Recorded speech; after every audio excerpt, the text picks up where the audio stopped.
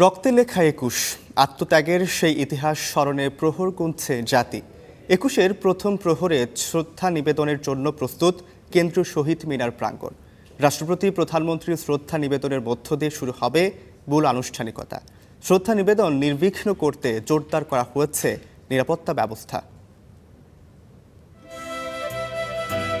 রংতুলির আঁচড়ে এক অনন্য মহিমায় বর্ণিল হয়ে উঠেছে স্মৃতির মিনার। আলপনায় আলপনায় ফুটে উঠেছে ভাষার প্রতি ভালোবাসা, আত্মত্যাগের সেই ইতিহাস স্মরণে প্রহর গুনছে জাতি। ২১-এর প্রথম প্রহরে শ্রদ্ধা নিবেদনের জন্য এখন পুরোপুরি প্রস্তুত কেন্দ্রীয় শহীদ মিনার প্রাঙ্গণ।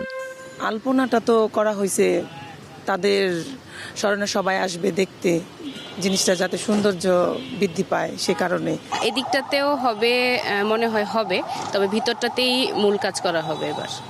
২১-এর প্রথম প্রহরেই ফুলে ফুলে ভরে উঠবে এই শহীদ মিনার বেদি। ভাষা আন্দোলনের বীর শহীদদের শ্রদ্ধাভরে স্মরণ করবে সর্বস্তরের মানুষ। এর আগে রাষ্ট্রপতি প্রধানমন্ত্রীর শ্রদ্ধা নিবেদনের মধ্য দিয়েই শুরু হবে মূল আনুষ্ঠানিকতা। শ্রদ্ধা নিবেদন নির্বিঘ্ন করতে জোরদার করা হয়েছে নিরাপত্তা ব্যবস্থা। সিসিটিভি ক্যামেরার আওতায় আনা হয়েছে শহীদ মিনার এলাকা। রয়েছে আইন শৃঙ্খলা বাহিনীর নিয়ন্ত্রণ কক্ষ, আছে ফায়ার সার্ভিস ও প্রাথমিক চিকিৎসা কেন্দ্র। মহান শহীদ দিবসে ভাষা সৈনিকদের প্রতি শ্রদ্ধা জানাতে কেন্দ্রীয় শহীদ মিনারে ব্যাপক লোক সমাগম হবে।